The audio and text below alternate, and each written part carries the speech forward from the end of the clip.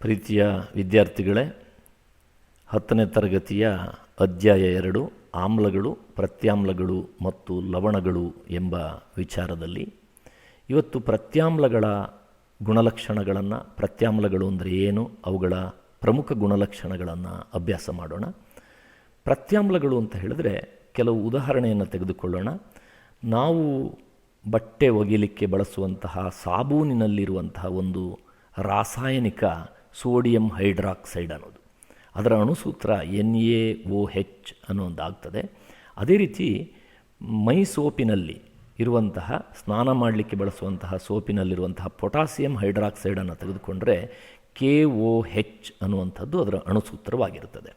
ಅದೇ ರೀತಿ ಸುಣ್ಣದ ತಿಳಿನೀರು ಅಂತ ತಾವು ಕೇಳಿದರೆ ಅದು ಕ್ಯಾಲ್ಶಿಯಂ ಹೈಡ್ರಾಕ್ಸೈಡ್ ಅಂದರೆ ಅಣುಸೂತ್ರ CaOH ಎಂಬುದಾಗಿರ್ತದೆ. ಈ ಮೂರು ಅಣುಸೂತ್ರಗಳನ್ನು ನಾವು ಗಮನಿಸಿದಾಗ ಈ ಮೂರು ಅಣುಸೂತ್ರದಲ್ಲಿ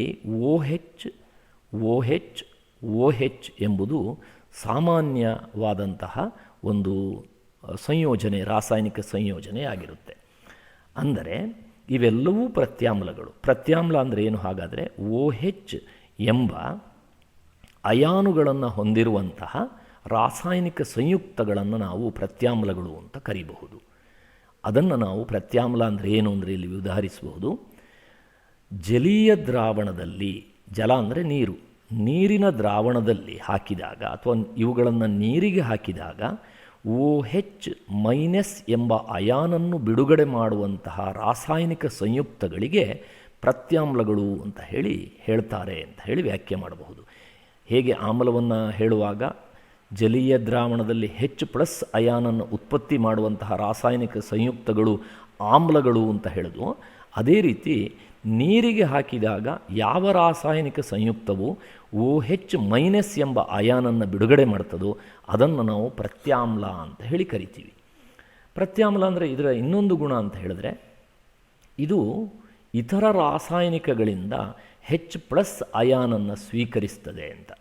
ಯಾಕೆ ಅಂತ ಹೇಳಿದ್ರೆ ಪ್ರತ್ಯಾಮ್ಲದಲ್ಲಿ OH ಇದೆ, ಯಾವುದಾದ್ರೂ ರಾಸಾಯನಿಕ ಸಂಯುಕ್ತ H+ ಅಯಾನನ್ನು ಹೊಂದಿದರೆ ಅದನ್ನು ಇದು ಸ್ವೀಕಾರ ಮಾಡ್ತದೆ. ಆಗ ಈ ಪ್ರತ್ಯಾಮ್ಲದಲ್ಲಿರುವ OH- ಮತ್ತು ಆ ಕೊಟ್ಟಂತಹ ರಾಸಾಯನಿಕದಲ್ಲಿರುವಂತಹ H+ ಅಯಾನು ಸೇರಿ H2O ನೀರು ಉತ್ಪತ್ತಿಯಾಗತ್ತೆ.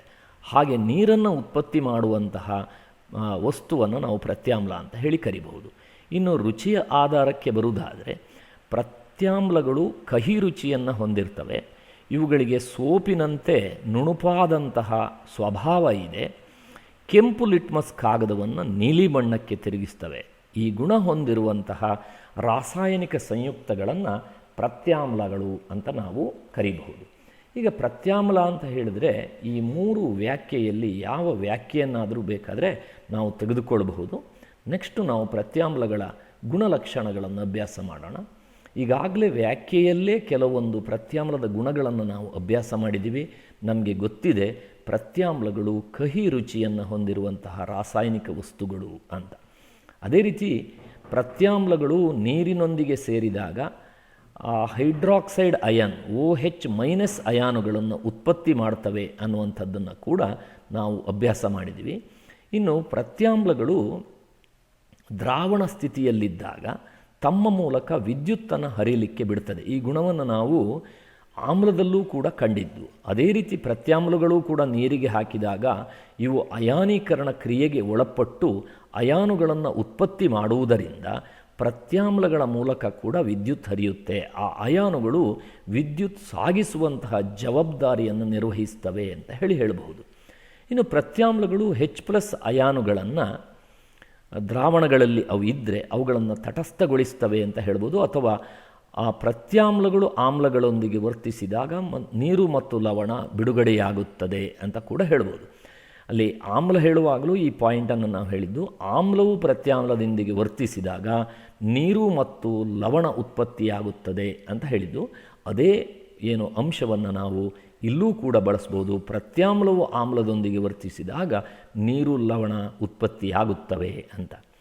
ಇನ್ನು ಪ್ರತ್ಯಾಮ್ಲಗಳು ಸೋಪಿನಂತೆ ಜಾರುವಂತಹ ಗುಣವನ್ನು ಹೊಂದಿರ್ತವೆ.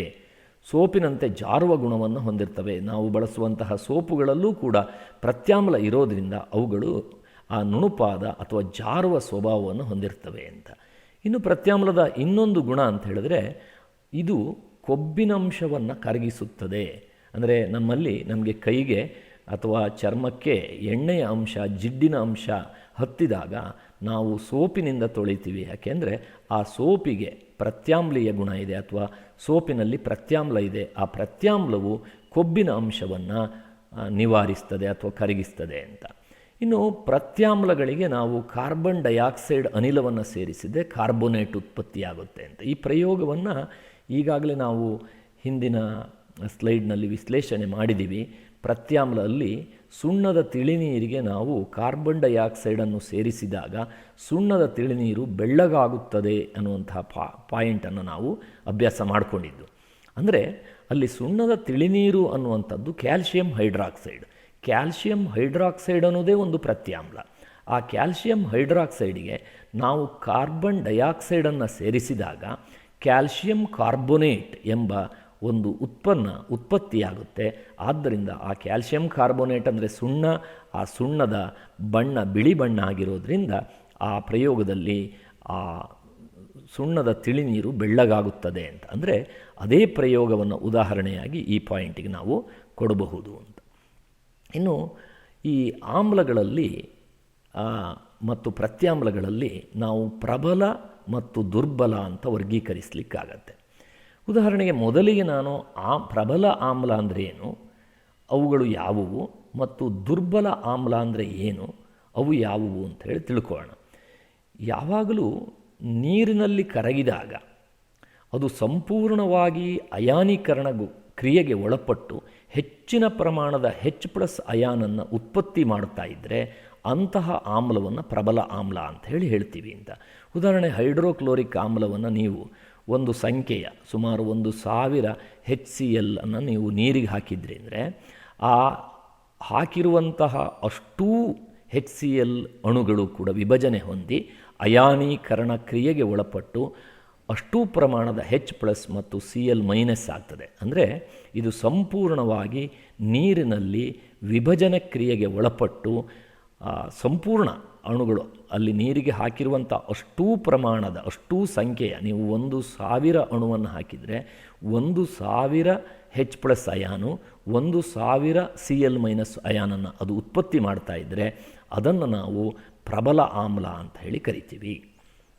ಇನ್ನು ಉದಾಹರಣೆಗೆ ದುರ್ಬಲ ಆಮ್ಲಕ್ಕೆ ಉದಾಹರಣೆ ಕೊಡೋದಾದರೆ ಕಾರ್ಬಾನಿಕ್ ಆಮ್ಲ, ನಾವು ಸೋಡಾ ವಾಟರ್ ಅಂತ ಕರಿತೀವಿ ಅದು, ಅಥವಾ ವಿನೇಗರ್ ಅಂತ ಕರಿತೀವಲ್ಲ ಅಸಿಟಿಕ್ ಆಮ್ಲ, ಅವುಗಳನ್ನು ನೀವು ನೀರಿಗೆ ಹಾಕಿದರೆ ಅವು ಸಂಪೂರ್ಣವಾಗಿ ಅಯಾನೀಕರಣ ಕ್ರಿಯೆಗೆ ಒಳಪಡದೆ ಭಾಗಶಃ ಅಯಾನೀಕರಣ ಕ್ರಿಯೆಗೆ ಒಳಪಟ್ಟು ಕಡಿಮೆ ಪ್ರಮಾಣದ H+ ಅಯಾನುಗಳನ್ನು ಆ ನೀರಿನಲ್ಲಿ ಉತ್ಪತ್ತಿ ಮಾಡ್ತವೆ. ಅಂದರೆ ಕಾರ್ಬಾನಿಕ್ ಆಮ್ಲ ಅಥವಾ ಅಸಿಟಿಕ್ ಆಮ್ಲಗಳನ್ನು ನೀವು ನೀರಿಗೆ ಹಾಕಿದ್ರೆ ಅದರಲ್ಲಿ ಭಾಗಶಃ ಅಂದರೆ ಸ್ವಲ್ಪ ಪ್ರಮಾಣದ ಅಣುಗಳು ಮಾತ್ರ ಅಯಾನೀಕರಣ ಕ್ರಿಯೆಗೆ ಒಳಪಟ್ಟು ವಿಭಜನೆ ಹೊಂದಿ H+ ಅಯಾನು ಕಡಿಮೆ ಸಂಖ್ಯೆಯ H+ ಅಯಾನುಗಳು ಬಿಡುಗಡೆಯಾಗ್ತಾ ಇದ್ದರೆ ಅದನ್ನು ನಾವು ದುರ್ಬಲ ಆಮ್ಲ ಅಂತ ಹೇಳಿ ಕರಿತೀವಿ.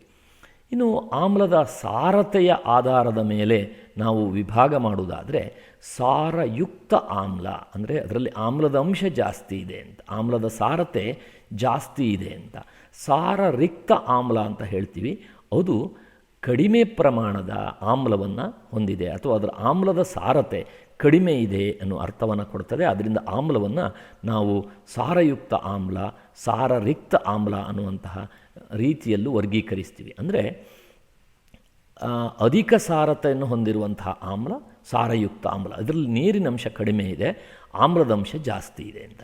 ಇನ್ನು ಕಡಿಮೆ ಸಾರತೆ ಹೊಂದಿರುವಂತಹ ಆಮ್ಲ ಅಂತ ಹೇಳಿದರೆ ಅದರಲ್ಲಿ ಆಮ್ಲದ ಸಾರತೆ ಕಡಿಮೆ ಇದೆ, ನೀರಿನ ಸಾರತೆ ಜಾಸ್ತಿ ಇದೆ ಅಂತ. ಇನ್ನು ಇದೇ ರೀತಿ ನಾವು ಪ್ರಬಲತೆಯ ಆಧಾರದ ಮೇಲೆ ಪ್ರತ್ಯಾಮ್ಲವನ್ನು ಪ್ರಬಲ ಆಮ್ಲ ಮತ್ತು ದುರ್ಬಲ ಆಮ್ಲ ಅಂತ ಪ್ರಬಲ ಪ್ರತ್ಯಾಮ್ಲ ಮತ್ತು ದುರ್ಬಲ ಪ್ರತ್ಯಾಮ್ಲ ಅಂತ ಹೇಳಿ ವಿಂಗಡಿಸಬಹುದು. ಪ್ರಬಲ ಪ್ರತ್ಯಾಮ್ಲ ಅಂತ ಹೇಳಿದ್ರೆ ಏನು ಅಂದರೆ ನೀರಿನಲ್ಲಿ ಆ ಪ್ರತ್ಯಾಮ್ಲವನ್ನು ಹಾಕಿದಾಗ ಅದು ಸಂಪೂರ್ಣ ಅಯಾನೀಕರಣ ಕ್ರಿಯೆಗೆ ಒಳಪಟ್ಟು ವಿಭಜನೆ ಹೊಂದಿ ಅದರಲ್ಲಿರುವಂತಹ ಎಲ್ಲ ಅಯಾನುಗಳು ಕೂಡ ಧನ ಅಯಾನು ಋಣ ಅಯಾನು ಸಂಪೂರ್ಣವಾಗಿ ಪ್ರತ್ಯೇಕವಾಗ್ತದೆ. ಮತ್ತು ಆ ಜಲೀಯ ದ್ರಾವಣದಲ್ಲಿ ಆ OH- ಅಯಾನಿನ ಪ್ರಮಾಣ ಜಾಸ್ತಿ ಇದ್ದರೆ ಅದನ್ನು ನಾವು ಪ್ರಬಲ ಪ್ರತ್ಯಾಮ್ಲ ಅಂತ ಹೇಳಿ ಕರಿತೀವಿ. ಅದರಿಂದ ಪ್ರಬಲ ಪ್ರತ್ಯಾಮ್ಲ ಅಂದರೆ ನೀರಿನಲ್ಲಿ ಸಂಪೂರ್ಣ ಅಯಾನೀಕರಣ ಕ್ರಿಯೆಗೆ ಒಳಪಟ್ಟು ಅಧಿಕ ಪ್ರಮಾಣದ OH ಅಯಾನನ್ನು ಹೊಂದಿದರೆ ಅದನ್ನು ಪ್ರಬಲ ಪ್ರತ್ಯಾಮ್ಲ ಅಂತ ಕರಿತೀವಿ. ಉದಾಹರಣೆ ಸೋಡಿಯಂ ಹೈಡ್ರಾಕ್ಸೈಡ್ ಇರಬಹುದು, NaOH ಅಂತೀವಿ. ಇದು ನೀರಿಗೆ ಹಾಕಿದಾಗ ಸಂಪೂರ್ಣ ವಿಭಜನೆ ಆಗುತ್ತೆ. KOH, ಆಮೇಲೆ CaOH ಟ್ವೈಸ್ ಅಂದರೆ ಸುಣ್ಣದ ತಿಳಿನೀರು, ಇವೆಲ್ಲ ಪ್ರಬಲ ಪ್ರತ್ಯಾಮ್ಲಗಳಾಗಿದ್ದಾವೆ. ಇನ್ನು ದುರ್ಬಲ ಪ್ರತ್ಯಾಮ್ಲಕ್ಕೆ ನಾವು ಬರೋದಾದರೆ, ಈ ದುರ್ಬಲ ಪ್ರತ್ಯಾಮ್ಲಗಳಿಗೆ ಉದಾಹರಣೆ ಅಮೋನಿಯಂ ಹೈಡ್ರಾಕ್ಸೈಡ್. ಈ ಅಮೋನಿಯಂ ಹೈಡ್ರಾಕ್ಸೈಡ್ ಆಗಲಿ ಮೆಗ್ನೀಷಿಯಂ ಹೈಡ್ರಾಕ್ಸೈಡ್ ಆಗಲಿ ಇದನ್ನು ನೀವು ನೀರಿಗೆ ಹಾಕಿದ್ರೆ ಅವು ಸಂಪೂರ್ಣ ಅಯಾನೀಕರಣ ಹೊಂದದೆ ಆ ಪ್ರತ್ಯಾಮ್ಲದಲ್ಲಿ ಭಾಗಶಃ ಅಯಾನೀಕರಣಕ್ಕೆ ಒಳಪಟ್ಟು ಕಡಿಮೆ ಪ್ರಮಾಣದಲ್ಲಿ OH ಅಯಾನನ್ನು ಉತ್ಪತ್ತಿ ಮಾಡ್ತವೆ ಅನ್ನುವಂತಹ ಅರ್ಥವನ್ನು ಕೊಡುತ್ತೆ. ಇನ್ನು ಅದೇ ರೀತಿ ನಾವು ಸಾರಯುಕ್ತ ಸಾರರಿಕ್ತ ಪ್ರತ್ಯಾಮ್ಲಗಳು ಅಂತ ಕೇಳಿ ವಿಭಾಗಿಸಬಹುದು. ಸಾರಯುಕ್ತ ಪ್ರತ್ಯಾಮ್ಲಗಳು ಅಂದರೆ ಅಧಿಕ ಸಾರತೆ ಹೊಂದಿದ್ದಾವೆ ಅಂದರೆ ಆ ಪ್ರತ್ಯಾಮ್ಲದ ಅಂಶ ಜಾಸ್ತಿ ಇದೆ, ನೀರಿನ ಅಂಶ ಕಡಿಮೆ ಇದೆ ಅಂತ.